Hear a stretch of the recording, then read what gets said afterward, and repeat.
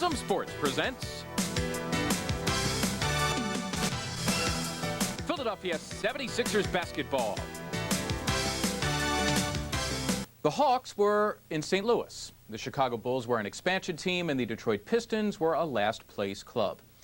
In 1967, the Sixers played the LA Lakers 9 times, but it was their playoff victory over Boston in pursuit of a title that was most notable. All of that in 1967, a most troubled time. The mid-60s, a turbulent time. One could not pick up a front page without reading about the Vietnam War. It dominated the news. But Philadelphians had something to help them muddle through it all, a basketball team that was dominating the NBA. You love the spirit of the 76ers. Watch them fast break down the floor, crashing the boards and moving the ball. Now they're driving for another score. Join in the spirit of the 76ers, rooting for the team to come through. There's Alan, Larry, Matt, and Bill, and Wally Jones to pass it. Luke and Billy, Chad and Dave and Will, who got the basket.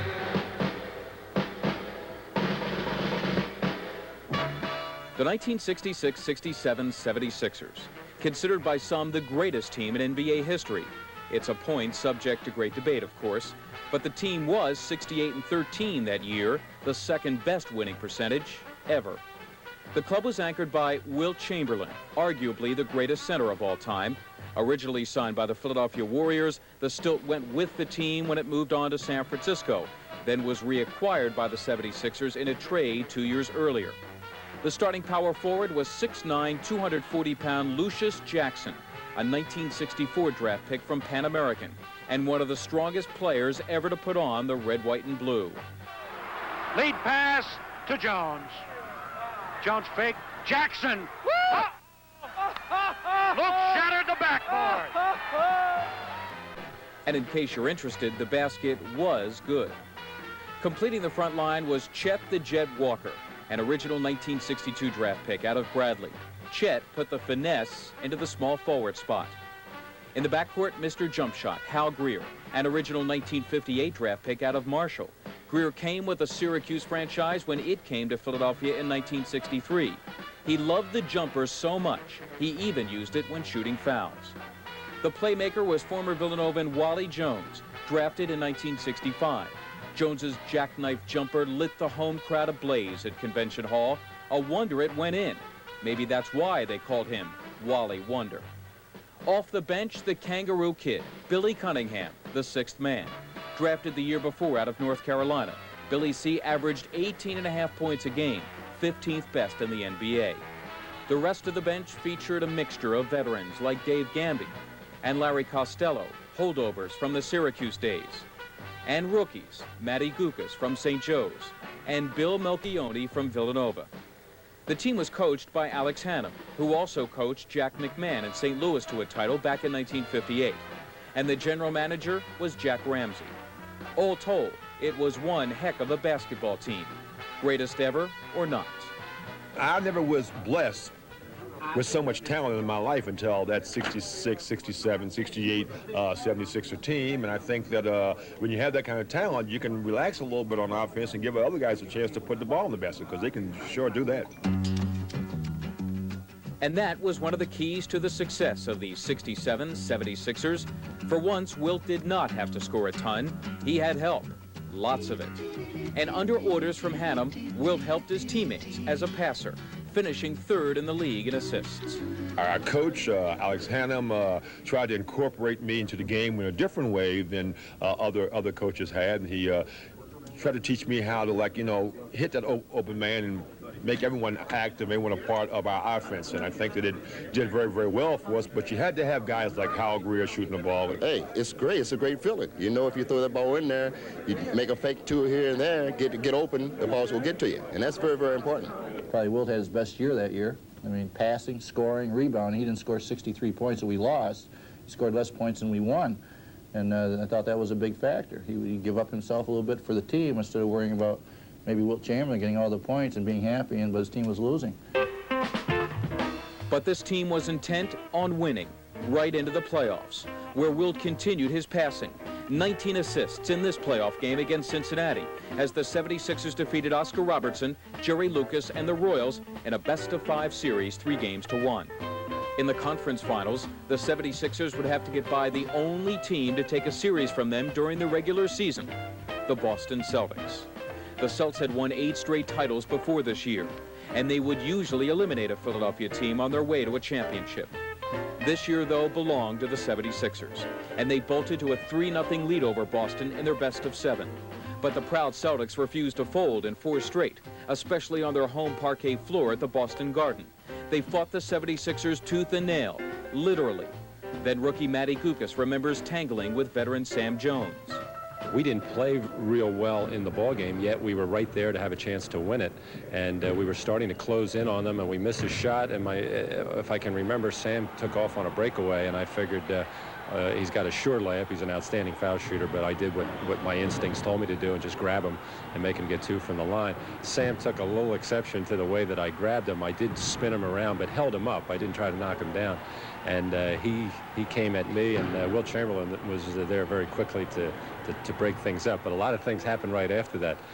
Larry Siegfried came over, and he was about to go at it with me, and a fan came up and threw an egg, a raw egg, right in my chest, which exploded right into Larry Siegfried's face. So that got him off me. But it was Boston who got by the 76ers to stay alive. Sam Jones's fouls won the game. Game 5 at Convention Hall. Somehow, 14,000 fans jammed inside for the biggest game since the team moved from Syracuse 4 years earlier. And it turned into a wild celebration. With Wally Jones throwing them in from everywhere, the 76ers purged the Celtic demons of a decade, unseating the 8-time world champions 140-116. Boston was dead, and thoughts of a 76ers dynasty were born.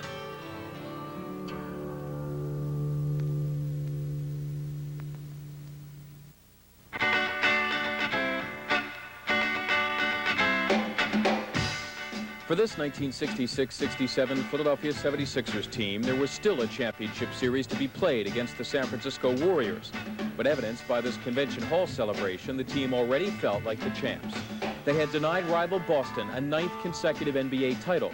And with a conquering of the men from Beantown, the worst was now over. The Warriors, many felt, would go down without much worry.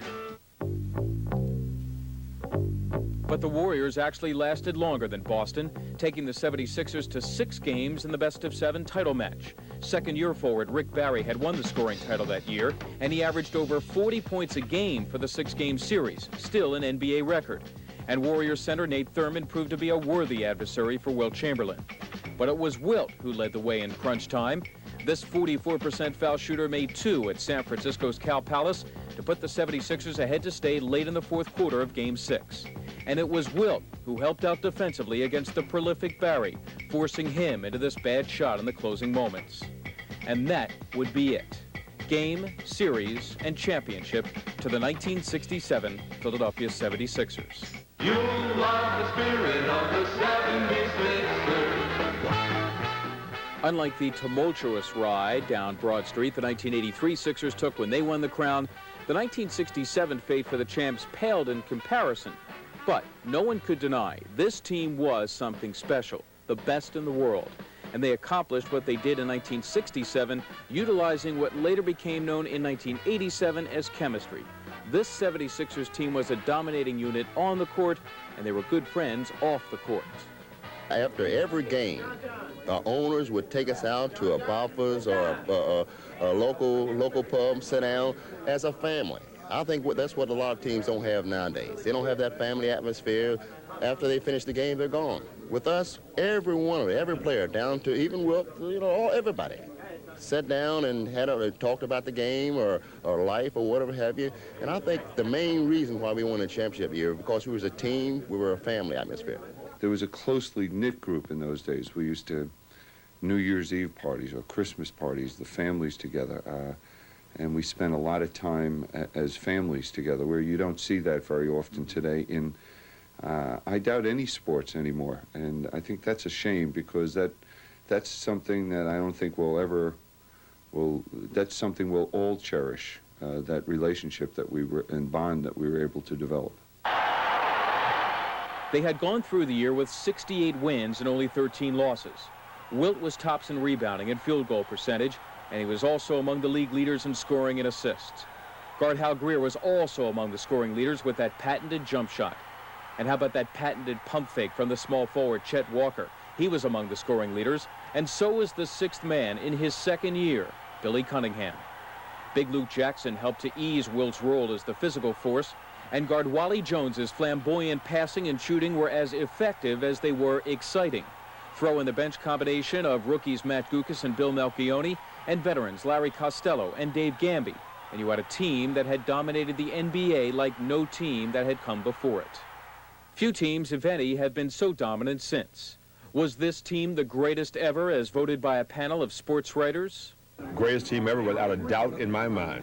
Ever, from what I know. I mean, I didn't play against the Celtics of last year or the Lakers of the year before, but as I know basketball and what I've seen, yes, the greatest team. Well, I don't know. You know, that was voted that way by a number of writers who probably didn't even see that team play, and they were probably going by records and things like that. You know, I'm certainly proud to be a part of it. It's something I'll never forget. But there have been a lot of good teams in this league, and I'll let the other people make those decisions.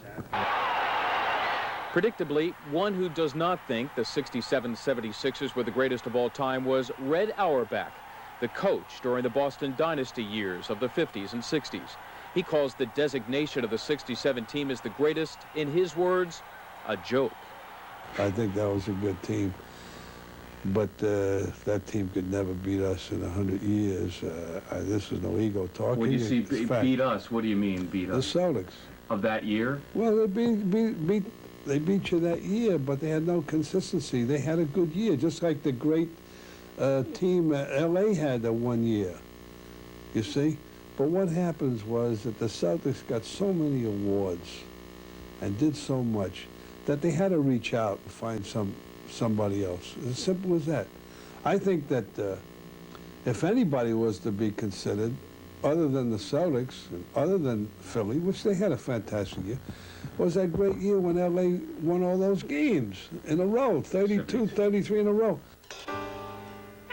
The irony of Auerbach's statement is that Wilt Chamberlain was the center for both that devastating Laker team of 71-72 and the 76ers of 1967. That's because Wilt would play only one more year in his hometown after the championship season. In '68, the 76ers' dream of repeating turned into a nightmare. Philadelphia blew a 3-1 playoff lead to Boston and lost the decisive seventh game on their new home court, the Spectrum. The 76ers dynasty died as an infant, and the team would be broken up. The biggest trade in every sense of the word was the dealing of Wilt to the Lakers for center Darrell Imhoff, guard Archie Clark, and forward Jerry Chambers. Wilt Chamberlain demanded to be traded or he was going to jump to the ABA. That was the sum and substance of it, so we traded him to get a couple of players. We got 3 players.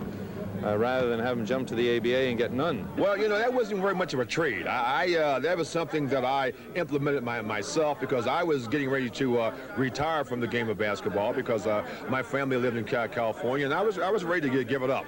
And I went out there with really an idea of retiring. Got a chance to talk to Jack Kent and Cook, and he convinced me that I should come out and play with the Lakers. So they made a deal. So it was something that I was happy about. Hastening Wilt's departure was a disagreement over whether Wilt was promised part ownership of the team. Wilt claimed that part owner Ike Richmond promised him a piece of the 76ers, but Richmond died and the remaining ownership would not acknowledge Richmond's alleged promise. Wilt was traded the year after the championship season. Luke Jackson, Hal Greer, and Larry Costello all finished their careers in Philadelphia. Billy Cunningham did too, although he played 2 years in the ABA. Chet Walker was traded to Chicago for Jim Washington, in a deal that GM Jack Ramsey says to this day he regretted. Wally Jones played into the 70s with Philly before landing elsewhere, like Matt Gukas and Bill Melchione. And Dave Gamby was picked up by San Diego in the expansion draft. Only head coach Alex Hannum retired as a champion, retiring to his home in Oakland, California. So, there was no dynasty, not even back-to-back titles. But for 1 year, one championship year, the 76ers of 20 years ago sent this city into a basketball frenzy. and they dominated the NBA. At one point in that fateful title year, they had a record of 44-4. And as every 76er fan will never forget, they unseated the 8-time champion Boston Celtics in the playoffs. The 1967 Philadelphia 76ers. They had come to the city as the Syracuse Nationals. 4 years later, they had become Philly's team.